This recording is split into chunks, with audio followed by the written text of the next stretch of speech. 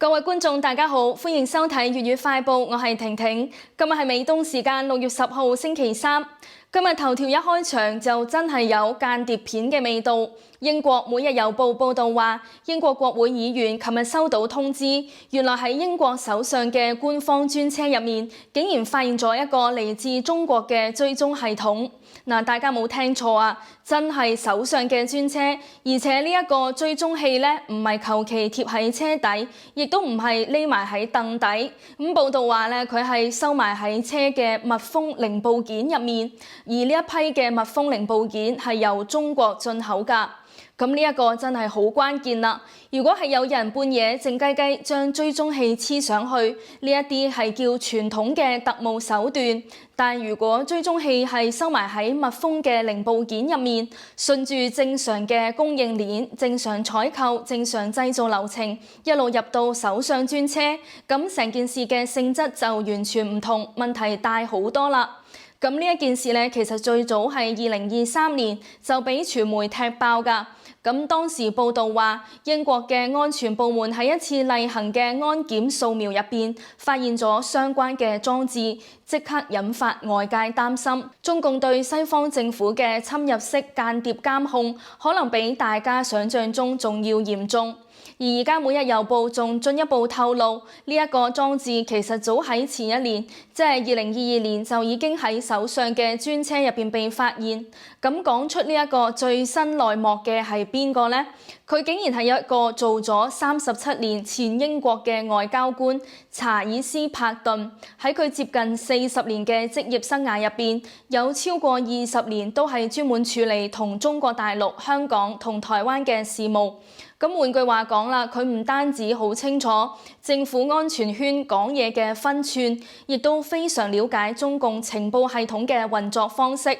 柏頓而家隸屬於英國智庫地緣戰略委員會。佢琴日喺英國下議院商業同貿易委員會作證嗰一陣呢，第一次透露咗呢個重磅內幕。佢話2022年嗰陣嘅首相專車正喺度通過一啲蜂窩通訊模組，神不知鬼不覺咁向中共傳送咗敏感資料。簡單啲嚟講啊，即係首相架車入邊有一個可以同外界聯絡嘅通訊零件，但係呢一個零件由中國進口，一早就俾人裝咗間諜軟件。咁當時呢一個間諜軟件究竟係裝喺邊一個首相嘅專車上面呢？呢一個竟然成為咗一個謎，因為喺2022年，英國一共換咗3個保守黨嘅首相，分別係約翰遜、卓慧思同埋辛偉誠。咁所以報道話啦，而家仲未搞清楚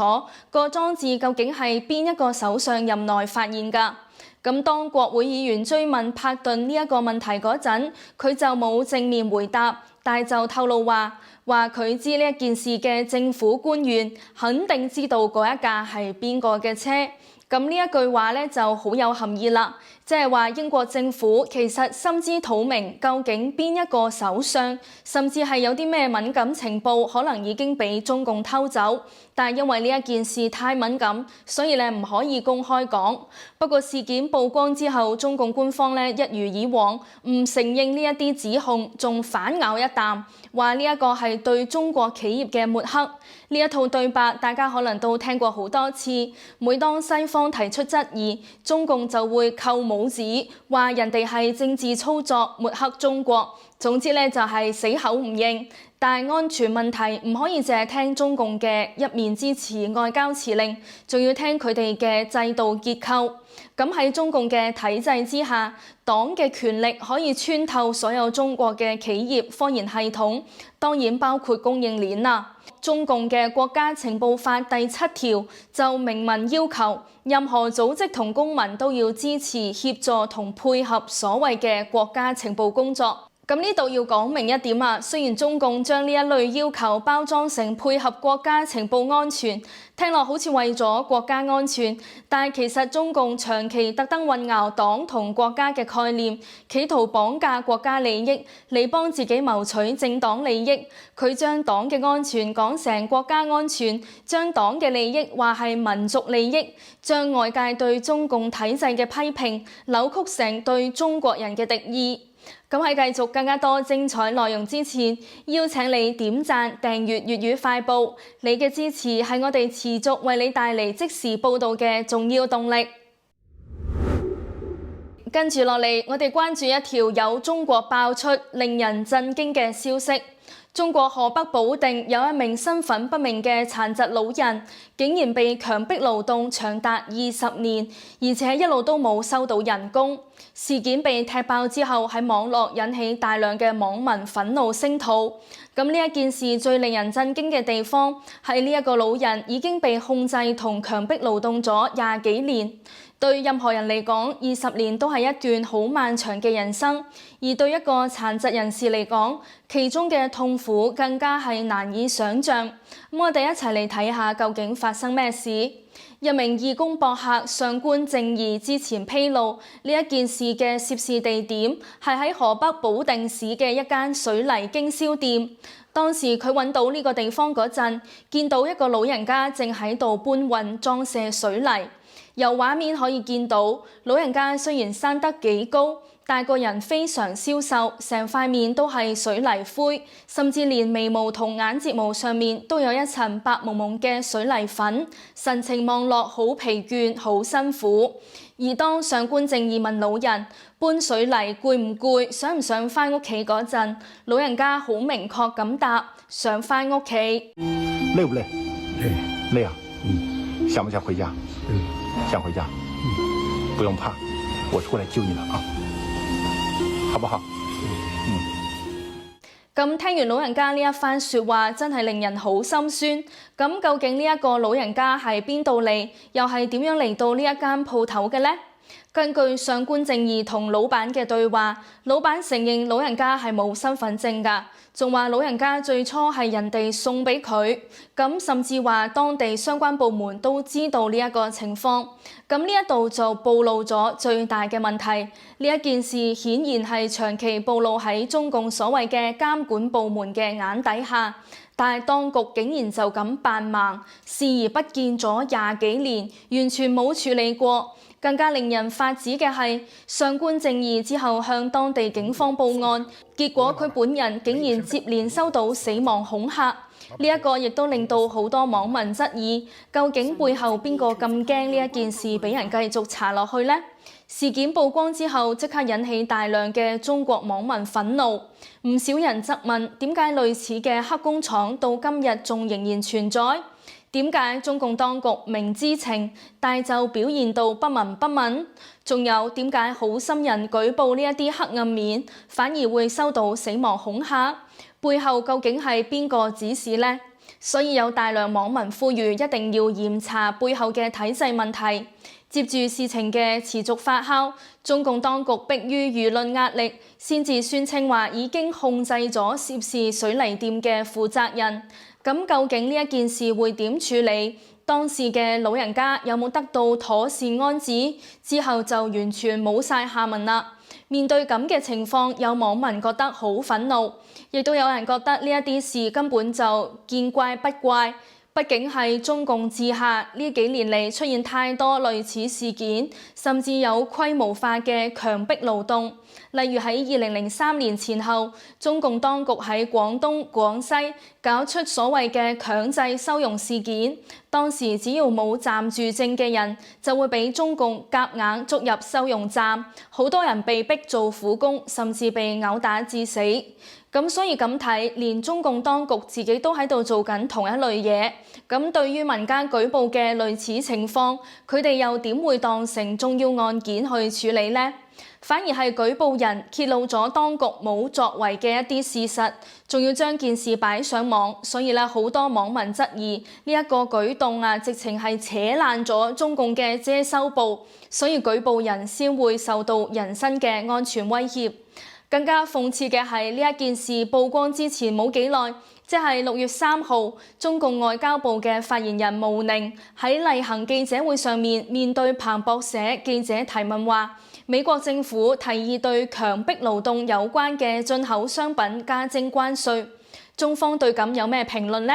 而毛寧嘅回應令好多網民形容話係不出所料，佢竟然大言不慚咁樣宣稱話中國係冇強迫勞動㗎，咁呢一番話咧，對於熟悉中共歷史嘅朋友嚟講，直情係對住鏡頭擘大眼講大話。中共當局嘅強迫勞動喺國際上可以話係臭名遠播，包括強迫監犯嘅犯人無薪高強度工作，仲有新疆嘅集中營事件等等。亦都因為咁啊，中國製造嘅商品喺國際上先至經常被抵制，而呢一種抵制其實就係為咗保障中國人嘅基本人權。咁所以中國大陸嘅網民紛紛留言話，毛寧會講咁嘅説話，其實一啲都唔奇怪，因為中共本身就係靠講大話起家，由1949年篡政以嚟，就一路靠講大話維持統治，而中共嘅外交部本身就係中共用嚟同國際社會講大話嘅工具。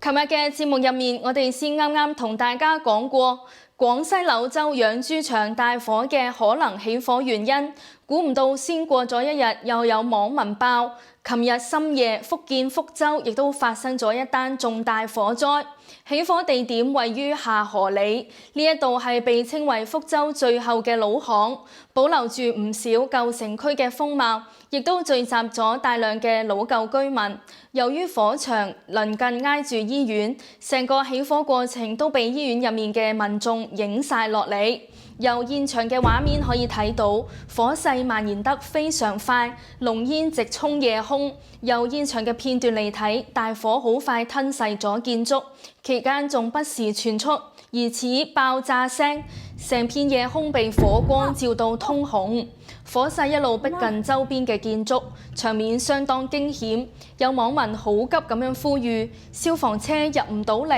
火勢控制唔到。呢一句話其實就點出咗舊城區火災最危險嘅地方，危機一早係視伏喺周圍。根據當地嘅居民描述，下河里係一處城中村，大約有70幾戶人家，大多數都係老舊房屋，仲可以睇到好多木質結構同早期搭出嚟嘅痕跡，整體環境比較殘舊。一旦起火，狹窄嘅巷仔、舊電線、木質結構加上違規搭建，呢一啲因素全部加埋一齊，就好容易令小火變成大火。而今次嘅大火持續燒咗超過個幾鐘，受災情況可能相當嚴重。但係事發之後，當地接連發咗2次通報，宣稱話冇人員傷亡。不過呢個講法好快就喺網上面引嚟唔少質疑，因為有當地居民接受傳媒訪問嘅時候提到，下河里靠近醫院，喺呢一度嘅唔單止係一般住戶，仲有好多老人家，同埋租住喺呢一度幫手照顧病人嘅護工。而且火災係深夜發生，呢一個時間多數人可能已經瞓咗，加上火勢蔓延得咁快，巷仔又窄，如果有老人家或者係病人，到底能唔能夠喺第一時間順利撤離？呢一啲問題好明顯唔係一句冇發現人員傷亡可以完全就算數㗎。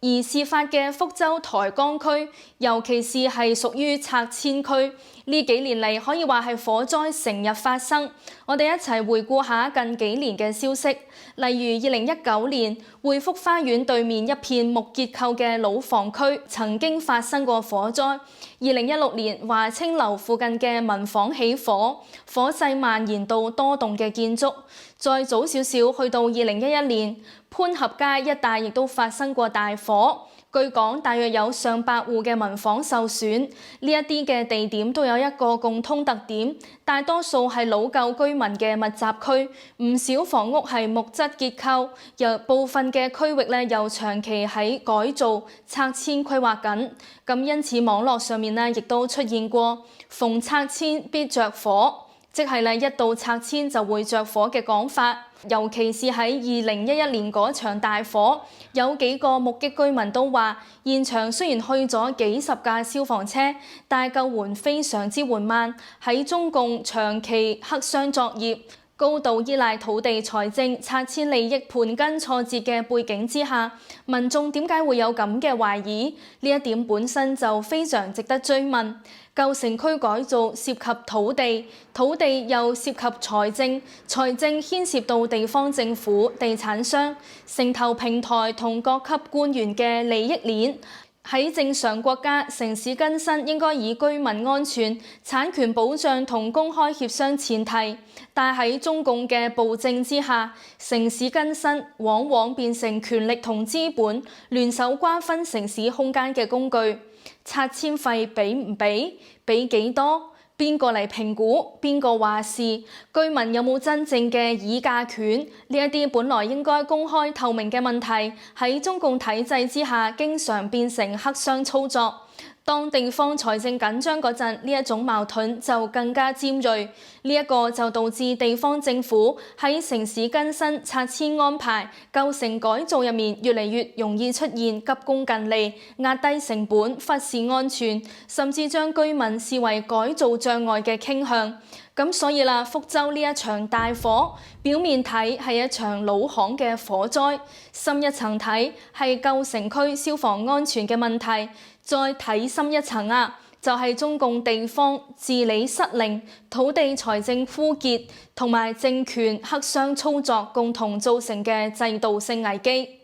咁以上就係節目嘅全部內容，多謝你嘅收睇，唔記得分享、點讚、訂閱我哋嘅節目。咁我哋下期節目再見，拜拜。